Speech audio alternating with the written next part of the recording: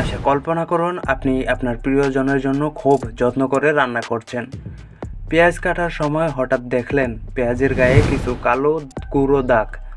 প্রথমে কোনো প্রতিক্রিয়া কি হয়? নিশ্চয়ই ওইটুকু ফেলে দিয়ে বাকিটা রান্না করেন আর ভাবেন সামান্য দাগ, এতে আর কি হবে।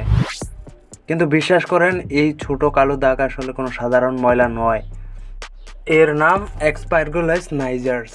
হ্যাঁ, এটি একটি ছত্রাক। শুনতে হয়তো সাধারণ লাগছে, কিন্তু বিজ্ঞানীরা বলেছে এর প্রভাব অনেক গভীর। এই ছত্রাক সাধারণত আর্দ্র বা স্যাঁতসেঁতে জায়গায় জন্মায়। আপনি যখন বাইরে থেকে দাগ দেখেন তখন হয়তো ভাবেন শুধু উপরের স্তরটাই নষ্ট, কিন্তু আসল খেলাটা ভিতরে। এই ছত্রাক পেঁয়াজে কোষ ভেদ করেই ভিতরে শিকড় গেড়ে বসে। আপনি যখন ওটা কাটেন তখন আসলে এর অণুজীবগুলো ছড়িয়ে পড়ে। এখন প্রশ্ন উঠতেই পারে, আমি তো বারবারই খাচ্ছি, কিছু তো হয়নি। শুনুন, আপনি যদি ইমিউন সিস্টেম খুব স্ট্রং থাকে তাহলে আপনি টেরও পাচ্ছেন না। ইমিউন সিস্টেমটা আসলে কিভাবে কাজ করে? ইমিউন সিস্টেমটা হচ্ছে এমন একটা সিস্টেম যেটা কিনা আপনার সাধারণ জ্বর, কাশি, অ্যালার্জি এইসবগুলোকে তারা আপনার শরীরে অটোমেটিকলি তারা কাজ করে এবং আপনি সুস্থ হয়ে যান।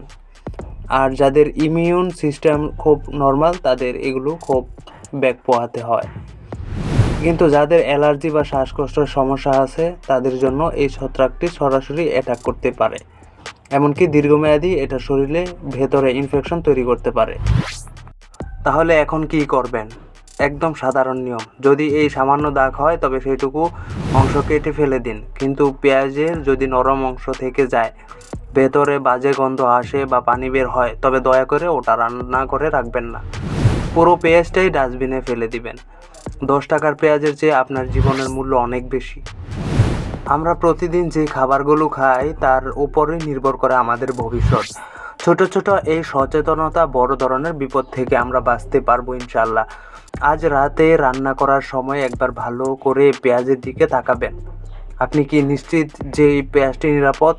ভিডিওটি ভালো লাগলে আমাদের চ্যানেলটি সাবস্ক্রাইব করে লাইক কমেন্ট করে আমাদের পাশেই থাকবেন। ধন্যবাদ।